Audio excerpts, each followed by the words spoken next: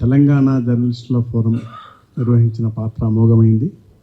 ఎందుకంటే జర్నలిస్టులు అయినందున రిపోర్టర్లుగా, వీడియోగ్రాఫర్స్గా, కెమెరామెన్గా ఫ్రంట్ లైన్లో ఉండడానికి ఎక్కడైతే న్యూస్ జనరేట్ అయిందో ఆ సందర్భాల్లో మీరు ఫ్రంట్ లైన్లో ఉండే అవకాశం వచ్చింది.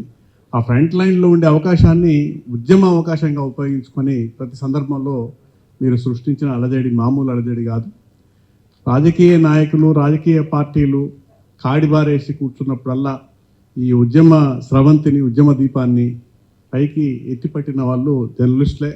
అనేక సందర్భాల్లో ఆ టెంపోను కాపాడిన వాళ్ళు, ఆ ప్రకంపనల్ని కాపాడిన వాళ్ళు జర్నలిస్టులే. చాలాసార్లు యూనివర్సిటీలో జరిగిన గొడవలు కానీ, తర్వాత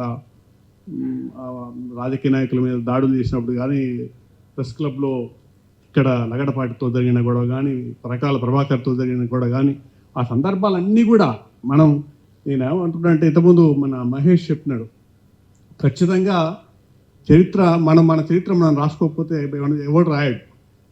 ఎవడే అధికారంలో ఉండే వాళ్ళు ఏమైనా వాళ్ళ చరిత్ర రాసుకుంటారు, గెలిచినోడు ఎప్పుడైనా సరే వాళ్ళ చరిత్ర రాసుకుంటారు, మన చరిత్ర ఎవడు రాయడు. ఈ అనేక సందర్భాల్లో జర్నలిస్టు ఫోరం నిర్వహించిన పాత్రను రికార్డు చేయాల్సిన అవసరం ఉంది.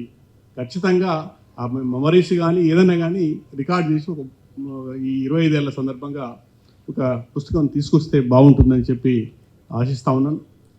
రెండో పాయింట్, మనం ఆ గత 10 ఏళ్ల సందర్భంలో కానీ, ఈ 2.5 ఏళ్ల సందర్భంలో కానీ మనం ప్రశ్నించాల్సిన సందర్భాలు వచ్చినప్పుడు ప్రశ్నించకుండా తప్పు చేశామని మాత్రం నేను చాలాసార్లు ఫీల్ అయినాను. ఇప్పుడు కూడా ఫీల్ అవుతా ఉన్నాను. మనము కొట్లాడాల్సిన సందర్భాల్లో కూడా కొట్లాడలేదు, మౌనంగా ఉన్నాము.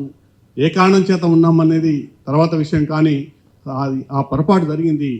మనం ఆంధ్ర ఎస్టాబ్లిష్మెంట్ మీద, అంత పెద్ద ఎస్టాబ్లిష్మెంట్ మీద కొట్లాడిన వాళ్ళము, మనం తిరగబడిన వాళ్ళము.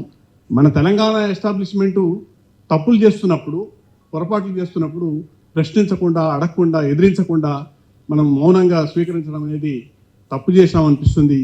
ఇక ముందు తెలంగాణ జర్నలిస్టు ఫోరం అటువంటి కార్యాచరణ తీసుకోవాలి. తప్పును తప్పుగా, మంచిని మంచిగా గుర్తించి చెప్పే ప్రతి సందర్భంలోనూ మనం ఉండాలి అని చెప్పేసి కోరుకుంటూ సెలవు.